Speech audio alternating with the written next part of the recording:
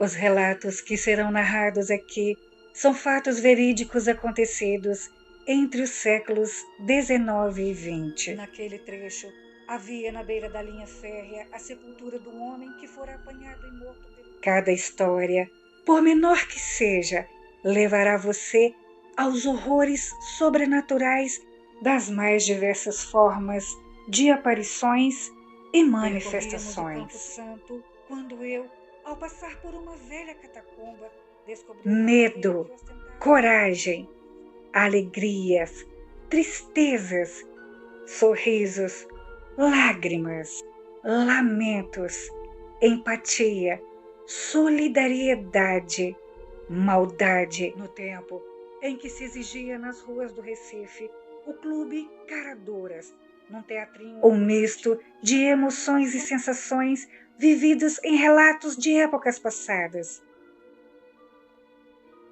Coloque os seus fones de ouvidos e venha conhecer Relatos de Época.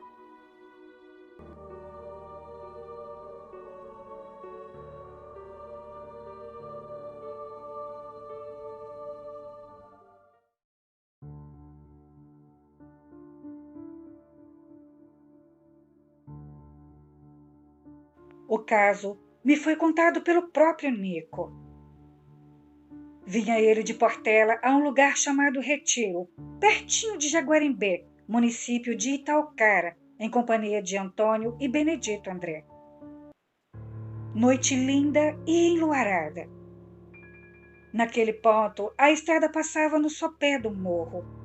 No outro lado ficava uma várzea extensa, onde se destacava o vulto de um pé de crundioba. Foi Antônio que viu primeiro. Repares lá, seu Nico, que bicho grande está pousado na árvore. É verdade. Uai, não conheço. Nem eu. Será urubu? Não, é grande demais. Vamos passar fogo nele, disse Benedito André. Boa ideia, homem. Raio de ave esquisita. Nico puxou um revólver da cintura, o entregando ao outro. Não, atires tu, que tens melhor pontaria, disse Benedito. De fato, Nico não atirava mal. Empunhou a arma, a levou à altura dos olhos, dormiu na mira. Os outros dois, um na direita e outro na esquerda, emparelhados com ele, tinham a atenção voltada ao estranho pássaro. Mais um instante e Nico, tendo enquadrado o bicho na linha divisada, puxou o gatilho. Ele respondeu, um grito humano a seu lado. Ai! Antônio, o que foi? Estou baleado. Sim. A bala que Nico destinara ao pássaro, sem que alguma vez se pudesse dizer como, atingira na testa o companheiro que se achava ao lado, o pondo a terra ensanguentado. Nico, excitadíssimo, não se cansara de repetir. Mas não pode, gente! Atirei até lá! Antônio estava atrás. Como a bala iria voltar? Felizmente, o tiro pegara de raspão e, embora perdendo muito sangue, o estado de Antônio não era grave. Mas Nico, até hoje, quando se lembra do caso, coça o queixo intrigado, resmungando. Mas, se eu estava com a pontaria feita no bicho pousado no pé de crundiúba, como é que a bala pegou Antônio quase atrás de mim? Credo! Te esconjuro.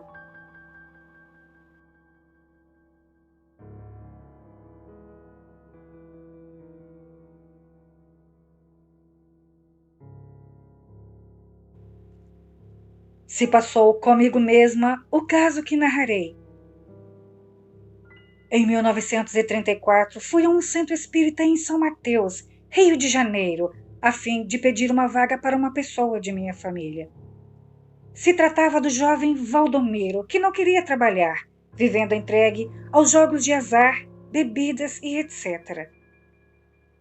Valdomiro estava noivo em Tomazinho, situado na estrada de Nilópolis a São Mateus. Quando voltávamos da sessão espírita, mais ou menos umas 11h40 da noite, procuramos inutilmente condução. Então, a exemplo de outras pessoas, resolvi ir a pé até minha casa, devendo gastar uns 50 minutos. Quando chegamos à imediação de Tomazinho, divisamos um vulto imóvel que a princípio não nos causou receio por julgarmos se tratar de pessoa qualquer que ali transitasse. Nos aproximamos e vimos que era Valdomiro, que naturalmente tinha vindo da casa de sua noiva. O chamamos e nos respondeu normalmente, sendo grande nossa satisfação em poder ter companhia naquela hora. Veio nos acompanhando na retaguarda.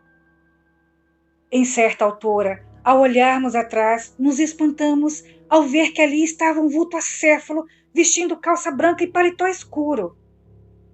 Quanto a mim, nada mais vi, e ao recobrar os sentidos, estava dentro de um automóvel.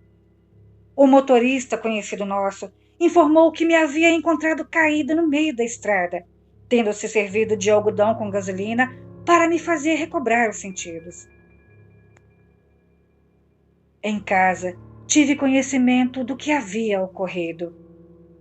Valdomiro estava morto. Tinha sido degolado pelos maus companheiros de jogos. O motorista, de nome Sebastião, tinha justamente ido ao meu encontro em São Mateus, a fim de me informar o evento e me trazer até em casa.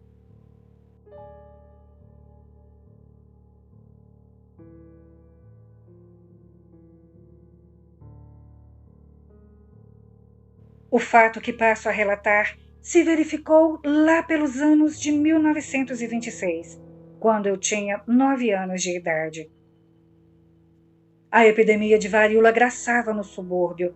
Nesta época, a população praticava o catolicismo com mais fervor, obedecendo à recomendação dos sacerdotes para se fazer procissão noturna, principalmente no fito de se obter a graça de ser aplacado o mal que, como se sabia, era muito contagioso.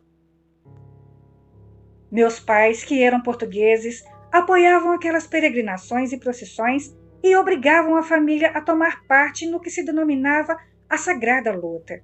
Todos, munidos de vela acesa, se punham em marcha cheios de fé, desfilando em silêncio de Fontinha até Campinho, Jacarepaguá.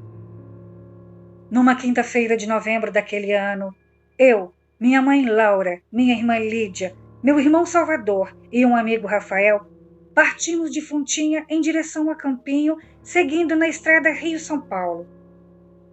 Tudo correu normalmente e já de volta, às 11h30 da noite, apressamos o passo para não chegarmos muito tarde em casa. Na frente caminhavam mamãe e meus 2 irmãos. Eu e Rafael éramos os últimos. Nossa casa ficava na rua Coelho Lisboa, número 12, em Oswaldo Cruz, e para chegarmos até lá, tínhamos de passar novamente na Fontinha e atravessar a estrada de Barro Vermelho. Em dado momento, Rafael e eu ouvimos nitidamente passadas fortes em nossa retaguarda.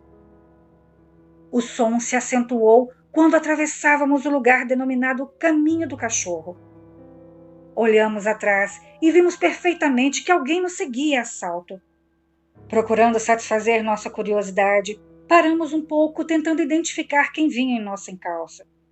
Vimos então uma forma que mais parecia um espantalho, pernas compridas e abertas, quase sem corpo, e cabeça semelhante a uma bola de grande proporção. Não se via seu rosto, porque o monstro tinha os braços cruzados na altura da face, com os cotovelos virados para fora. E enquanto isso se passava, os outros já se haviam se afastado de nós sem perceber. Todavia, como a mamãe nos chamasse, corremos até a alcançar, não sem olhar de vez em quando atrás, já então verificando que o fantasma havia desaparecido. Perguntamos aos demais se tinham visto algo de anormal e obtivemos respostas negativas. Em razão disso, nos juntamos ao grupo e só em casa descrevemos a terrível visão.